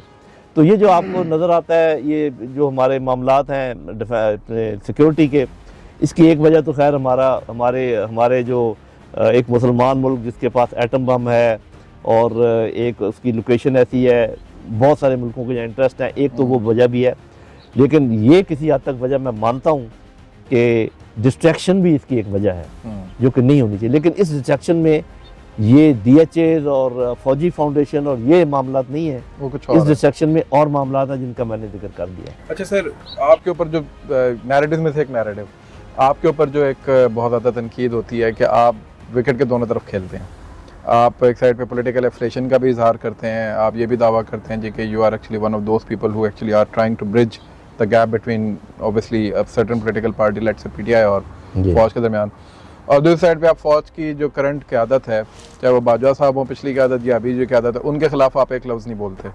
तो हैदर मेहदी, आदिल राजा, इन्होंने तो आपके ऊपर काफ़ी बम्बारमेंट भी की है। जी, करते रहते। तो इसके बारे में आपका क्या कहना है? अच्छा, पहली बात तो ये है कि हैदर मेहदी और आदिल राजा को मैं ये कहूँगा, पैगाम दूंगा कि इधर पाकिस्तान में आ जाएं और यही बातें करें जो वो कर रहे हैं। ठीक है, मैं पाकिस्तान में रहता हूँ। सही, ठीक है। पहले तो ये मेन बात समझ लें। दूसरी बात ये कि मेरी प्रायोरिटी बड़ी सिंपल है। पाकिस्तान, जिसमें पाकिस्तान के अवाम शामिल है, अफवाज पाकिस्तान, उसके बाद कोई और पॉलिटिकल एफिलिएशन उसके बाद आती है। तो ये जो मेरी काविश है, जिसको दो विकेट के दोनों तरफ कहते हैं, वो मैं इसलिए कहता हूँ कि मैं जब देखता हूँ कि पाकिस्तान को नुकसान पहुँच रहा है किसी एक साइड की जिद से या दूसरी साइड की जिद से, तो मैं दोनों को कहता हूँ कि आप भी जिद छोड़ें, तो ये नाराज़ हो जाते हैं। जब उनको कहता हूँ आप जिद छोड़े तो वो नाराज़ हो जाते हैं। तो इसलिए ये तासर है आमतौर पे कि दोनों तरफ विकेट पे खेलने का। देखें, अल्लाह ताला के फजल करम से, और ये मैं इस मुल्क का एहसान मानूँ कि जो कुछ मुझे मिला उससे मिला, फ़ौज का एहसान मानूँ कि उन्होंने मुझे दिया, और हमेशा मैं रहूँगा। मैं कभी फ़ौज के ख़िलाफ़ नहीं हो सकता। मैं एक ही बात कहता हूँ, फ़ौज जब तक मजबूत रहेगी तो आपके पाकिस्तान का तहफ़्फ़ुज़ रहेगा, वरना ये कोई और तहफ़्फ़ुज़ नहीं। अवाम कभी भी तहफ़्फ़ुज़ नहीं कर सकते। आपने देख लिया, पूरी दुनिया आपके सामने है। जितना भी आप में जोश हो, आपको एक ऑर्गेनाइज्ड फ़ौज चाहिए दिफा करने के लिए आजकल के ज़माने में। लेकिन साथ में ये भी कहता हूँ कि अवाम की बहुत बड़ी तादाद को इग्नोर करके आप मुल्क नहीं चला सकते, जैसे कि अभी आपको नज़र आ रहा है जी। तो मैं तो बिल्कुल यही कह रहा था जो अब हो रहा है कि आपस में बात, पहले ये कहते थे हम बात नहीं करते, हम किसी से बात नहीं करते। आपको पता है मैं ये कहता था PTI को कि जब आप इस हुकूमत से भी बात करेंगे तो आपका वो मंशा पूरा हो जाएगा। अब तो बात क्लियर होगी कि कौन किसमें कितनी अथॉरिटी है और क्या है। लेकिन उधर से भी है, वो भी मैं हमेशा ये कहता रहा था कि उधर आपने अथॉरिटी एक बंदे के रखी हुई है, इस हुकूमत ने अथॉरिटी कहीं पीछे रखी हुई है। होना ये चाहिए कि जिसकी अथॉरिटी है वो काम करे। मैं इमरान खान साहब को ये कहता हूँ कि जब आप 3-4 बंदों को आप अपॉइंट कर देते हैं तो उनको अथॉरिटी दें कि वो बात करें। आप उनको बता दें ये ऑब्जेक्टिव है, हमने ये हासिल करना है, तो आप नेगोशिएट करें बजाय इसके कि रोज़ दौड़े दौड़े मेरे पास आएँ। इस तरीके से जो हुकूमत है, इनके तो जो ना इस हुकूमत ने तो रहना ही उस वक्त तक है जब तक के बातचीत नहीं हो जाती PTI की और इस्टेब्लिशमेंट की। जब PTI इस्टेब्लिशमेंट की बातचीत होगी तो ये तो गए, तो ये क्यों इंटरेस्टेड होंगे उसमें। तो ये मैं इल्ज़ाम मैं बर्दाश्त करने को बिल्कुल तैयार हूँ पाकिस्तान की खातिर, पाकिस्तान के अवाम की खातिर। मेरी पॉलिटिकल एफिलिएशन बड़ी वाज़ेह है और वो मैं हमेशा कहता हूँ कि it is on the basis of comparison. ये नहीं है कि कोई बहुत दूध का धुला हुआ है और बहुत दूसरों में बहुत ख़राबी है। अच्छे लोग, बुरे लोग हर जगह हैं। कोई क्लेम नहीं कर सकता कि जी हमारे सारे अच्छे हैं, हमारे सारे बुरे। करप्शन भी है, सब कुछ है। तो आपने एक तकाबली अंदाजे के मुताबिक किसी के साथ खड़े होना होता है और मैं तो ज़्यादा खड़ा हूँ वहाँ पर जहाँ पर अवाम ज़्यादा है, अवाम के साथ। और अवाम और फ़ौज को मिला के रखना मेरा ऑब्जेक्टिव है और इसी के लिए मैं कोशा हूँ। इसमें अगर कोई नाराज़ होता है तो हो जाए। ठीक है सर। अच्छा, जो आप ये बात कर रहे थे कि हैदर मेहदी साहब या कोई भी इधर आके बात करे और आपके ऊपर फिर भी तो बहुत सारी वो खतगनें लगी हैं और आप नहीं बहुत ज़्यादा खुल के बात कर सकते, तो उस पर आपको कभी कोई शिकायत या कोई ऐसा मसला? ये देखिए, मैं हमेशा ये कहा करता हूँ कि ये ऐसा है कि जैसे एक फैमिली में होता है ना, फ़ौज और मैं एक फैमिली हैं। वो मुझसे नाराज़ होते हैं तो ये आप यूँ समझें कि हमारा अंदरूनी मामला है। ठीक है। तो वो नाराज़ होते हैं, इसमें कोई शक नहीं है। मैं उनको ये कहता हूँ कि देखें, मैं अगर आप उन्होंने जैसे मीडिया पे मुझे रोका हुआ है, मैं उनको ये कहता हूँ कि मीडिया पे आके मैं कोई ऐसी बातें नहीं कर सकता जिसमें झूठ का आंसर हो या मैं बनावटी। मैं असल बात करता हूँ और असल में जब आप अच्छे हैं, अपने आप को समझते हैं, तो मुझे आप क्यों रोकते हैं? इसलिए कि मैं सबसे पहले आके तो जो मीडिया पे बात करता हूँ ये करता हूँ कि जी हम इसी सोसाइटी का हिस्सा हैं, हम आप ही में से हैं। आपका एक भाई सिविल सर्विसेज में चला गया, मैं फ़ौज में आ गया, तो हम उतने ही अच्छे हैं और उतने ही बुरे हैं जितने आप हैं। हाल बता, एक जुमला मैं कहा करता हूँ कि आपसे बुरे नहीं हैं हम, ठीक है, बल्कि थोड़े डिसिप्लिन है, शायद आपसे अच्छे ही हो। तो मैं इस बात पे बिलीव नहीं करता कि हम कोई बहुत सुपीरियर हैं और हमें बाकियों को अपने से नीचे देखना चाहिए, वो मैं नहीं कर सकता। और फ़ौज खैर मुझे ये कहने को करती भी नहीं, लेकिन अगर फ़ौज ये या कोई भी मुझसे एक्सपेक्ट करे, सिर्फ फ़ौज ही नहीं, जब मैं डिफेंस सेक्रेटरी था तो क्यों निकाला? इसलिए कि हुकूमत चाहती थी कि मैं वो बात करूं जो वो कह रहे हैं, जबकि मैं वो बात करना चाह रहा था जो सच थी, मेरे हिसाब से सच। मैं कभी ये नहीं कहता कि जो मैं कह रहा हूँ वो हतमी सच है, लेकिन मैं जिसको सच समझता हूँ बोलूँगा मैं वही। मैं कहूँगा कि मेरे ख्याल में ये ऐसे है। तो जब मैं अपने ख्यालात का इजहार करता हूँ कि फ़ौज और अवाम में खलीज नहीं होनी चाहिए। मिसाल के तौर पे अगर आपको एक बंदा अच्छा नहीं लगता, आप मुझे पसंद नहीं है, तो ये 3-4 लोग जो आपके साथ खड़े हैं मैं इनको भी नाराज़ कर दूं सिर्फ इसलिए कि आप मुझे पसंद नहीं है। इस किस्म के मामलात हैं जिसकी वजह से ये मामला सर नैरेटिव के ऊपर। लेकिन एक बात अगर आप देखें सोशल मीडिया पे स्पेशली, क्योंकि सोशल मीडिया का इकोसिस्टम इस वक्त जो है वो प्रैक्टिकली PTI के पास है, प्रैक्टिकली PTI उसको लीड कर रही है। ठीक है, बहुत सारे लोगों का अपना अपना और भी उसके अंदर है, लेकिन PTI के उस पर एक से है। अब बल्कि अगर मैं थोड़ा सा इसमें ऐड कर दूं, PTI बड़ी एक गलती ये कर रही है कि इस इकोसिस्टम में जो कुछ दुश्मन आके शामिल हो गए हैं, मैं वही मेरा सवाल उनको वो अलग नहीं कर पा रही। कि एक साइड के ऊपर आप बात करते हैं पाकिस्तान की, आपने जैसे कहा कि इन लोगों का यानी PDM का फ़ायदा उस वक्त तक है जब तक कि PTI और फ़ौज आपस में दोबारा में नहीं मिल जाते। ठीक है, अंडरस्टूड। लेकिन अभी जो PTI का चेहरा उभर के सामने आ रहा है, ये मैं अपनी राय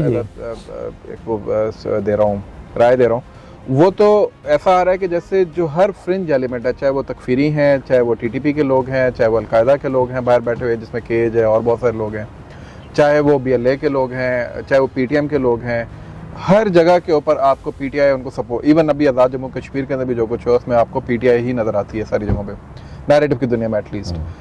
तो क्यों इस चीज़ को कंट्रोल नंबर 1 नहीं कर पा रहे? नंबर 2, क्या आप समझते हैं, ये ज़ाहिर आपके पास इन्फॉर्मेशन तो नहीं, लेकिन एज अ प्रैक्टिशनर क्या आप समझते हैं कि क्या ये नैरेटिव वाली जो जंग है इसके अंदर PTI के जो लीडर हैं यानी इमरान खान साहब और उनके जो मशावरीन यहाँ पे बैठे हैं उनके यहाँ से बात निकल चुकी है और ये एक अलग ही पूरी कहानी चल रही है PTI के नाम पे? मतलब ये कि किसी हद तक जो आपने आखिरी बात की इससे मैं इत्तेफाक करता हूँ। मैं भी आपको एक सिनेरियो पेश करता हूँ। ठीक है। आपने ये देखा होगा कि जिसको अरब स्प्रिंग कहते हैं, जी जी बिल्कुल, इसमें जो मुख्तलिफ मुल्कों के साथ गुजरा है जी वो आपके सामने ही है। बिल्कुल। क्या हुआ है, हर जगह ऐसा हुआ है कि अवाम की एक जमात को ऐसे फीड किया गया कि जैसे तुम्हारे पर बड़ी ज्यादती हो रही है, और ज्यादतियाँ हुई भी बिल्कुल, और ग्रीवेंसेस तो थी। हाँ जी, और उन ग्रीवेंसेस को और मतलब सॉलिडिफाई किया गया क्योंकि और ग्रीवेंसेस पैदा की गई। तो बाकायदा रिफ्ट डाली गई। एक आप समझे कि सोसाइटी के अंदर सोसाइटी के 2 हिस्से बना दिए गए। एक वो जिनको आप कहें कि बागी, और एक वो जो कि प्रो गवर्नमेंट या गवर्नमेंट के साथ। हर मुल्क में ये हुआ। ठीक है। आप सूडान ले लें, आप लिबिया ले लें, आप नाइजीरिया ले लें, आप अभी जो यमन ले लें, आप अभी जो सीरिया के साथ हुआ है कि वो फिर ऐसे। और हुआ ये कि जब एक साइड हारी दूसरी, तो उन्होंने जीतने किसी को भी नहीं दिया, वो मुल्क हार गए। लिबिया और कितना अच्छा मुल्क था, ठीक है, वो अब उसकी हालत जाके देख लें।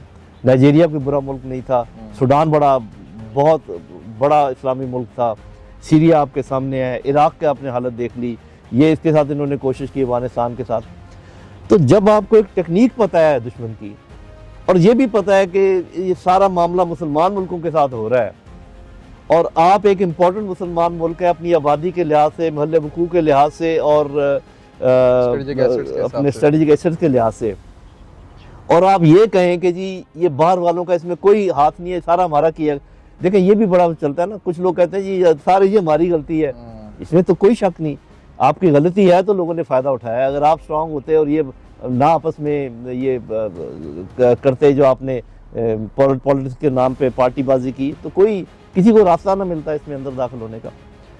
बहुत दरीना ख्वाहिश थी हमारे दुश्मनों की कि किसी तरीके से फ़ौज और अवाम को अलग करो यार, कि ये फ़ौज की, ये अवाम जो है ना फ़ौज की शदाई है। ये जब भी, और फ़ौज जो है ना अपनी इतनी कुर्बानियाँ देती है, शहीद होते जाते हैं और वो बिल्कुल फ़िक्र नहीं करते, और आगे बढ़ बढ़ के जो ना इसका दिफा करते हैं। तो फ़ौज का मोराल तोड़ने का तरीका ये है कि उनको ये एहसास दिलाया जाए कि अवाम तुम्हारे साथ नहीं है, या अवाम का कुछ हिस्सा आपके साथ नहीं है, और ताकि फ़ौज का मोराल हो, अवाम अलग हो। एग्जैक्टली वो स्टोरी दोहरा रहे हैं ये। इसमें अभी कुछ लोग थोड़े से होंगे जो जानबूझ के, ज़्यादातर अनजाने में इसका हिस्सा बने हुए हैं। यही बात मैं हमेशा PTI को कहता हूँ कि आपके साथ सोशल मीडिया में बाहर से कुछ ऐसे लोग शामिल हो गए हैं जो कि जो मैं अभी आपको बात बता रहा हूँ, इस बात को आगे बढ़ा रहे हैं, उनके पीछे दुश्मन है। और इधर भी वो दुश्मन एक जगह नहीं है, वो सिर्फ उसको नहीं कह रहा PTI को कि तुम ठीक हो, वो इनको भी कह रहा है कि तुम बिल्कुल ठीक हो, इनको रगड़ो, इनको मारो यार। ये मतलब ये, तो मैं आपसे जैसे पहले मैंने कहा कि तुम्हारे खिलाफ मैं हो सकता हूँ, इन 4 को क्यों मार रहा हूँ मैं? इनका क्या कसूर है कि जिसने झंडा उठा लिया उसको डंडा मारो, जिसने नाम ले लिया उसको डंडा मारो? तो आपने तो बड़ा एक ऐसा चीज पैदा कर दी है जो एग्जैक्टली दुश्मन चाह रहा है कि भी ग्रोह बन जाए 2 बड़े बड़े, एक की स्ट्रेंथ एक हो, दूसरी की स्ट्रेंथ दूसरी हो। मेरी दुआ है कि ये हमारे हर किस्म की लीडरशिप से मैं मुखातब हूँ कि ये बात समझ जाएं, और इसमें ये बात, और एक बात मैं और इसका जिक्र कर देता हूँ कि जो सोशल मीडिया है उसका जो एल्गोरिदम है, तमाम पढ़े लिखे लोग या बात समझने लगे, ख़ासकर जो IT के लोग हैं, वो ये करता है कि जो आपकी परसेप्शन होती है उसी को वो और स्ट्रेंथन करता है। ये जो फेसबुक है, जो ट्विटर है, जो भी X है, और जो सोशल मीडिया है, ये पता लगा लेते हैं कि आप किस ख्याल के बंदे हैं, और आपके बायस क्या है। हाँ जी, आपकी जो फ्रेंडशिप ऑफर्स जो आना शुरू होगी ना, हमेशा वो आएगी। कभी आप देखेंगे कि PTI वाले को फ्रेंडशिप की ऑफर नून लीग से नहीं आएगी, हालांकि दोस्त हो सकते हैं। ये चीज़ समझने की है कि सोशल मीडिया हमारे दिमागों को ये हमारे अंदर निखार पैदा करने में, हमें तोड़ने में मेजर रोल अदा कर रहा है। और उसके पीछे ये खुद ब खुद नहीं हो रहा, उसके पीछे बाकायदा हमारे दुश्मन इंटेलिजेंस एजेंसीज का एक प्लान है, वो ये कर रहे हैं। तो इसलिए ये बहुत ज़रूरी है कि एक तो ये जो आपने कहा ना कि ये जो जैसे कि जी पीटीआई को इन सब सारी चीज़ों से वो जुड़े नहीं है, उनको जोड़ा जा रहा है। आपने नहीं देखा कि मेरे साथ क्या होता है सोशल मीडिया कि मैं एक बात नहीं भी कह रहा होता, वो धक्के से मुझे उधर भेजना चाहते हैं कि जी आपका लीडर, आप ये कह रहे हैं, हालांकि मैं वो नहीं कह रहा होता। तो ये इस तरीके से ये हमारे दिमागों के ऊपर अटैक हो रहा है। और एक चीज़ मैं कहना चाहूँगा, कोई अपने आप को इतना अफलातून ना समझे, बशमूल मेरे, बशमूल बड़े बड़े जो हमारे लीडर हैं, कि जी मैं तो बहुत पढ़ा लिखा हूँ, मेरे पास बहुत इन्फॉर्मेशन है, मेरे दिमाग पे कोई असर नहीं होता। हर दिमाग वल्नरेबल है। अगर आप बुनियाद पर वापस जाएं, और बुनियाद क्या है हमारा मुल्क और हमारा इंटरेस्ट। हमारा इंटरेस्ट इस चीज़ में है कि अवाम में जहाँ जहाँ ये अलग अलग हुए हैं इनको जोड़ा जाए, बजाय इसके कि आप इनको मज़ीद ऐसे काम करें जिसमें, और अभी जो पिछले काम आपके सामने हो रहे हैं ना, वो जोड़ने वाले हैं कि तोड़ने वाले। जुड़ता तो प्यार मोहब्बत से है, टूटता है डंडे से। तो ये किसी ने, ठीक है वो पंजाबी की मेरे ख्याल किसी के ज़हन में बैठ गई है कि डंडा पीरे बिगड़े तिगड़े था। पहली बात तो सारे बिगड़े तिगड़े हैं नहीं, और दूसरा ये कि ये बात है गलत कि डंडा पीर है। सिर्फ डंडा पीर नहीं है, बहुत सारी चीज़ें, प्यार भी पीर है, पैसा भी पीर है, आपस में मेल जोल भी पीर है। तो इस बात को समझने की ज़रूरत है कि ये एक तो किसी एक शख्स की बुनियाद पर या एक ग्रोह की बुनियाद पर उनके सारे फॉलोअर्स को मतून ना किया जाए, मलून ना किया जाए। ऐसे तो मुल्क नहीं चल सकता। ठीक है। और दूसरी बात ये है कि जितनी भी तहरीकें उठती हैं उन सबको दुश्मन की तहरीकें ना समझा जाए, उसमें से देखा जाए कि हर जगह एलिमेंट है जो कि दुश्मन का भी है और अपने लोग भी हैं। और ये नैरेटिव पूरी कौम की समझ में आना चाहिए कि हमारी गलतियां ज़रूर हैं, लेकिन हमारी गलतियों को टेलीस्कोप किया जा रहा है, एक्सप्लॉइट किया जा रहा है, बढ़ाया जा रहा है बैरूनी ताकतों से। ठीक है। तो अगर मैं ये समझता हूँ कि अगर पीटीआई, अगर पीडीएम, अगर इस्टेब्लिशमेंट आपस में मिलने की बहुत भरपूर कोशिश नहीं करते तो ये दुश्मन के हाथ में खेल रहे हैं। अच्छा sir, last couple of questions. दुनिया, आपने ज़ाहिर बैरूनी दुनिया के एक्सप्लॉयटेशन को तो बता दिया। मैं और आप बहुत दफ़ा ऑफ द रिकॉर्ड बात भी कर चुके हैं और उस पर हमारा मौक़िफ़ ऑलमोस्ट एक है। अफ़गानिस्तान एक बहुत हमारे दिलों के करीब एक मुल्क है, और कोशिश भी हम कर रहे होते हैं कि उनके साथ अच्छे ताल्लुकात भी रहें। आजकल सोशल मीडिया के ऊपर उनकी तरफ से भी बारमट हो रही है, हम भी कर रहे होते हैं, जो आपके अंदर कभी कभी मैं भी बोल देता हूँ। लेकिन ओवरऑल ज़ाहिर है हमारा मौक़िफ़ यही है कि हमारे उनके साथ बरादराना ताल्लुकात होने चाहिए। लेकिन आप क्या समझते हैं, एक तो हमारी पॉलिसी क्या है इस बारे में, है भी या नहीं है, नंबर एक। नंबर दो, अफ़गानिस्तान के जो मौजूदा हुक्मरान हैं इनका पिछले 4 सालों का जो रवैया है, इसको आप कैसे देखते हैं कि क्या वो अच्छा है, बुरा है? बहुत अच्छा किया आपने ये सवाल कर लिया। इसमें आपने एक ये बात कही कि हम बहुत कोशिश भी करते हैं, तो ज़रा कोशिशों की लिस्ट मैं बता देता हूँ आपको कि हम कोशिश क्या करते हैं।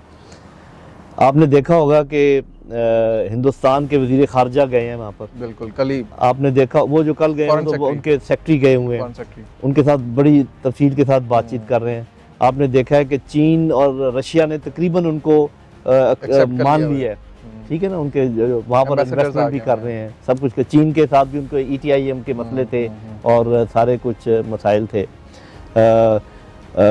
उन्होंने जब कहा कि जी हमारी बच्चियों को हम अलग करेंगे तो वो एक अलग बात है, उसको हम तो साफ ज़ाहिर है कि उसको नहीं, हमारा वर्ल्ड व्यू तो ये नहीं है। हम क्या कर सकते थे, हम कह सकते थे जी हमारे पास बहुत अच्छी उस्तानियाँ मौजूद हैं, ख़वातीन प्रोफेसर मौजूद हैं, ख़वातीन, हमारे यहाँ ऐसे कॉलेजेस मौजूद हैं जो सिर्फ ख़वातीन के लिए हैं, हमारे पास ऐसे मेडिकल कॉलेज भी हैं जो सिर्फ ख़वातीन के लिए हैं, हमारे पास ऐसे नर्सिस सेंटर भी हैं जो सिर्फ ख़वातीन के लिए हैं।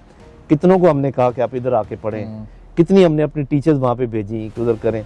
ना हमारा कोई आर्मी चीफ उधर गया, ना हमारा कोई वज़ीर आज़म उधर गया, ना हमने उनके किसी बड़े को बुलाया। अच्छा इसको तो छोड़ दो, कितने बड़े बड़े आपके चैनल हैं, जियो है, दुनिया न्यूज़ है, इंग्लैंड में बंदा मौजूद है, अमेरिका में बंदा मौजूद है, उधर कितने हैं? जो कुछ BBC कहती है वो मान रहे हैं। वो ये अभी लोगों ने एक और किया हो कि जी ये जो मौजूदा अफगान हुकूमत है ये अमेरिका के डॉलरों पे पाल रही है।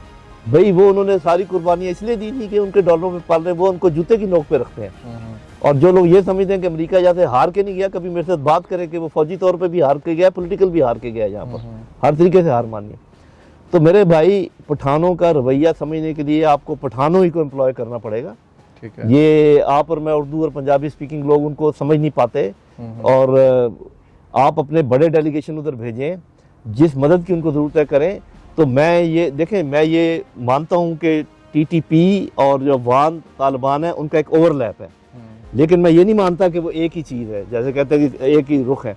इनके पीछे जो टीटीपी हमारे ऊपर बौले कुत्तों की तरह छोड़े हुए हैं, उनके पीछे रॉ है, उनके पीछे और इंटेलिजेंस एजेंसीज है जिनका मैं नाम नहीं लेना चाहता। और इतने ऑर्गेनाइज हमले वो कर नहीं सकते। अगर अफगान तालिबान भी उनके साथ हो, वो ये कर ही नहीं सकते जो वो कर रहे हैं, जो BLA कर रहा है हमारे साथ। तो हमें ये चाहिए कि हम अफगान हुकूमत से बातचीत करें, खोलें तो सही बातचीत। हम स्ट्रेट अवे उनसे मुतालबा करें, कभी उनसे पूछे आपका क्या मुतालबा है। आप उनके लोगों के साथ जो सलूक करते हैं जब वो आते हैं यहाँ पर, और जिस तरीके से आपने भेजने की कोशिश की लोगों को, दुनिया में ये असूल है कि जब लोग आते हैं उनमें से पढ़े लिखे लोग, जो इन्वेस्टमेंट करते हैं लोग, उनको आप ग्रीन कार्ड देते हैं, उनको आप रेजिडेंसी देते हैं, उनकी आप इज़्ज़त करते हैं। जो लोग करते हैं दूसरे जराइम पेशा, उनके साथ सख्ती से पेश आते हैं। आप मुल्कों से बात करते हैं कि जी ये अपने लोगों को वापस ले लें, आप इंटरनेशनल लोगों को अंदर इन्वॉल्व करते हैं। ट्रकों में भर भर के आप भेज रहे हैं और लोग आधे वापस आ रहे हैं। मैं जानता हूँ कि वो पैसे दे के वापस आ रहे हैं। आपका रवैया ठीक नहीं है उनके साथ। आपका कोई बड़ा आदमी उधर नहीं गया है, आपके किसी आपने अपने बड़े आदमी को उनसे नहीं बुलाया है।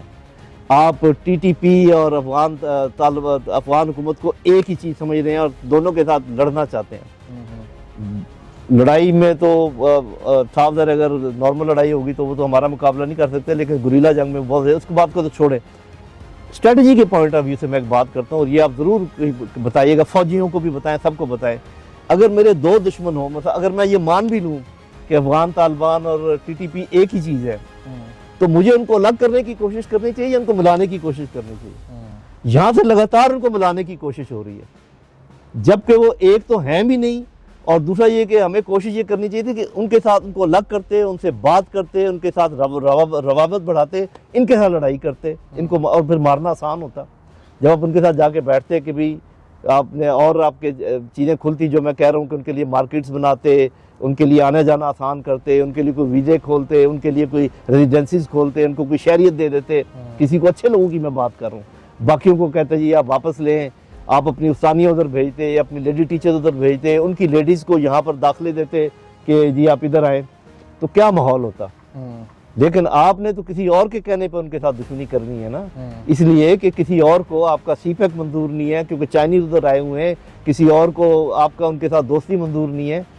ये मेरा मौक़िफ़ है और मैं इस पर कायम हूँ, और अभी तक कोई भी दलील ऐसी नहीं है जो कि मेरी इस दलील को रद्द कर सके। अच्छा सर, आपने कहा हमारे कुछ लोग उनकी तरफ नहीं गए, लेकिन हमारे शुरू में प्राइम मिनिस्टर साहब पिछले रजीम पे गए थे, इमरान खान साहब।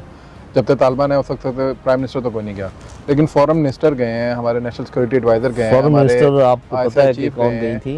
तो कौन से फॉरेन मिनिस्टर गए हैं? शाहबाज कुरैशी साहब गए थे। उस वक्त गए थे ना, उस वक्त तो हालात फिर ऐसे नहीं थे ना।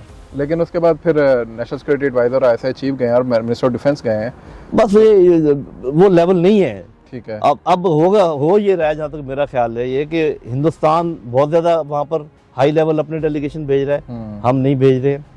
होगा ये कि वो हो सकता है, ये आप ज़्यादा हैरान नहीं मैं होऊंगा कि अगर ऐसा टाइम है कि हिंदुस्तान को पहले तस्लीम कर ले, और आप भाई आप दुनिया के साथ क्या आप कर, ये जो 2-3 बातें मैं ये कहते हैं ना जी कि वो अपनी औरतों को इस तरीके से ट्रीट करते हैं और फलाना करते हैं, भी अलग मुल्क है, जो मर्जी करें, आप बात करें अपने नेशनल इंटरेस्ट की। आपका सेंट्रल एशिया उधर उनके इंटरनल से तो हमारा कोई ताल्लुक ही नहीं है। देखें कुछ साल पहले, 5-6 साल पहले सऊदी अरब में ख्वातीन का क्या हाल था, वो कब से आपका कितना पक्का दोस्त है। चीन में जमहूरियत है, इंक्लूसिवनेस है कितनी आपकी। और अगर अब इंक्लूसिवनेस की बात करें तो जो ऑस्ट्रेलिया के असल बाशिंदे रहने वाले, जिनको अबॉर्जिन्स कहते हैं, मिडिल ईस्टर्न कंट्रीज हैं, तो सारी बादशाहते हैं, तो ये तो कोई बात नहीं है कि जी वहां पर ये निज़ाम है, वो निज़ाम है। निज़ाम को छोड़ो भाई, वो उन पर छोड़ो, आप अपने मुल्की लेवल पर एक तो उनको अपना बच्चा ना समझो। ये बिल्कुल ना कहे कि जी ये हमने इनके साथ ये किया वो क्यों, ठीक है। और उनको भी समझना चाहिए कि पाकिस्तान ने जितनी आपकी खिदमत की, जब भी आपके ऊपर मुसीबत आती है अफगानिस्तान के ऊपर, हम अपने बाजू फैलाते हैं, आप सब लोग इधर आ जाते हैं, हमारे ऊपर बोझ होता है, लेकिन फिर भी हम ऐसी शिकायत, अब हम शिकायत इसलिए कर रहे हैं कि आप जो है ना तहरीक तालिबान पाकिस्तान को कंट्रोल ही नहीं कर रहे, और आप कह रहे हैं अगर कोई वजह है तो हमें बताओ। अगर आप देखें ज़मीनी ऑपरेशन के लिए वो खुद बहुत अच्छे हैं अवाम जो हैं, तो उनको अगर एयरफोर्स का कवर चाहिए, ये जैसे ISIK है, दाइश है, इनके साथ लड़ने के लिए, तो हमें हमारे साथ मुआहदे करें। हम शायद, ये मैं वैसे बात कर रहा हूँ, हुकूमती लेवल पर तो नहीं है, हो सकता है कि हम उनकी मदद कर सकें। तो हम तो उनकी मदद करके ये दाइश और ISIK और इन सब को ख़त्म कर सकते हैं, लेकिन वो भी मदद करें ना हमारी BLA और ये TTP वगैरह ख़त्म करने में। लेकिन इसके लिए एक अच्छा माहौल बनाने की ज़रूरत है। ये जो है इस तरीके के मामलात, इसमें ऐसे नहीं होता मुखासमत के उसमें माहौल में ये बात नहीं हो सकती। सर बहुत बहुत शुक्रिया, बहुत तवील आज आपसे गुफ्तगू, बड़े अरसे बाद, और उम्मीद है कि अभी भी ज़ाहिर है चीज़ों में तशने की तो रहती है। आप डिटेल हाँ जी, कोई नहीं, सरफेस प्रोग्राम करते रहेंगे इंशाल्लाह ताला। आपसे दोबारा अल्लाह बहुत शुक्रिया, आपने बड़ा लंबा प्रोग्राम ये किया। ये सारा एक दफ़ा में आप चला भी नहीं पाएंगे इतना और लोग इसमें जो आपने मौजूद रखे, वो जो मेरा शुरू वाला है सब तो छोड़ दीजिएगा ना, ठीक है, वो तो इतना नहीं है। लेकिन जो कौमी सतह की हमने बातें की हैं, जो अपने पड़ोसियों के मुतालिक बातें की हैं, जो हमारे अंदर सबसे बड़ी बात वो है जो मैंने की है कि ये जो आपस में सोसाइटी को तोड़ा गया है, और सोशल मीडिया का जो रोल है, उसके पीछे जो दुश्मनों का रोल है, ये समझने की कोशिश करें और प्यार मोहब्बत का इजहार करके आपस में जुड़ जाएं, एक दूसरे को माफ़ करें, तब ये मुल्क आगे। सर आपकी किताब कब आ रही है? आपने मुझसे बहुत अर्सा पहले वादा किया था कि आपकी किताब आएगी। देखिए, मैं तो ये समझता हूँ कि ये जो मेरे फेस के पोस्ट हैं ये इतने ज़्यादा हैं, और ट्विटर पर जो मैंने बात की है, इन्हीं को मैं कंपाइल कर दूँ, और फिर ये कि एक हिस्ट्री भी ये बताते हैं कि मुख्तलिफ मौके पर मैं क्या कहता रहा। ये भी बिल्कुल क्लियर हो जाएगा जो मैं कहता रहा वो सच निकला कि झूठ निकला। मतलब एक टाइम था जब मैंने ये कहा था कि अशरफ गनी वगैरह आखिरी जहाज़ में बैठ के भागेंगे, तो लोग हंसते थे, क्या क्या लगाते थे कि ये आप क्या बात कर रहे हैं कि सुपर पावर उधर बैठी हुई है और वहाँ उनकी अपनी फ़ौज है। तो वो बात सच हुई ना। फिर लोग कहते थे कि ये 6 महीने के बाद अफगान तालिबान का ख़त्म हो जाएगा मामला। मैंने कहा था अब ये आ गए हैं, अब ये ख़त्म होने वाले नहीं है। उसी तरीके से अब ये मैं कह रहा हूँ कि हमारे साथ वही हो रहा है जो बाकी मुसलमान मुल्कों के साथ हुआ है। तो ये आप इस बात को क्यों नहीं समझते? तो अल्लाह ना करे कि वो हो, अल्लाह करे कि ये बात गलत साबित हो, क्योंकि हर वो बात जो मैं जिस खदशे का इज़हार करता हूँ जो पाकिस्तान के लिए अच्छा नहीं है, मैं ये दुआ करता हूँ कि वो गलत हो। लेकिन अगर हम सीखेंगे नहीं कि बाहर सब कुछ हमारे सामने हुआ है और दीवार पे लिखी हुई चीज़ें हैं, वो भी अगर हम ना समझें तो बड़े अफसोस की बात है। और इस अफसोस के साथ मैं ये कम अज़ कम अफसोस लेके नहीं जाऊंगा कब्र में कि मैंने कहा नहीं था जो मेरे दिल में था। जो मेरे दिल में है, जो मेरे जहन में है, वो मैंने कह दिया है। किसी की समझ में आ जाए तो सौ बिस्मिल्लाह, कोई ना समझे तो उसकी उम्मीद है वासिक है इंशाल्लाह। बहुत शुक्रिया, बहुत शुक्रिया सर, अल्लाह ताला आपको खुश रखे। आज के लिए इतना ही, और उम्मीद है कि जो पहली एपिसोड है जो आपके सामने हम लेकर आ रहे हैं देसी डिस्कोर्स से, और उम्मीद है कि ना सिर्फ ये कि इससे बहुत सारी चीज़ें आपको पहले भी ज़रा हम इस पर बात करते रहे हैं, मुख्तलिफ मौज़ूआत के ऊपर सर के साथ भी मुख्तलिफ चैनल्स के ऊपर बातचीत होती रही है, लेकिन इतना डिटेल में मैंने आज इसलिए गुफ्तगू की और मुख्तलिफ मौज़ूआत को मैंने जोड़ने की कोशिश की है क्योंकि ये सारे के सारे आपस में इंटरट्वाइंड हैं और कोई भी एक चीज़ जो है वो दूसरे से आइसोलेटेड नहीं है। बहुत दफ़ा ये होता है कि हम वाक़यात को और मौज़ूआत को आइसोलेशन के अंदर देखने की आदी हो जाते हैं, और उसकी वजह से फिर हम अपने फ़ैसलों के अंदर भी और अपनी परसेप्शन के अंदर भी, और उसके बाद फिर जो अपना बयानिया बनाते हैं या अपनी स्टोरी बनाते हैं उसके अंदर भी चूक जाते हैं। उम्मीद है कि ये जो विज़डम है और ये जो हिस्ट्री है इनके पास और इन्होंने जो बात की है उससे हम कुछ असबाक हासिल करें और अपनी कुछ जो सिमत है उसको सीधी करने की कोशिश करें। आज के लिए इतना ही, नए एपिसोड के साथ बहुत जल्द आपके सामने हाजिर होंगे। अस्सलाम वालेकुम।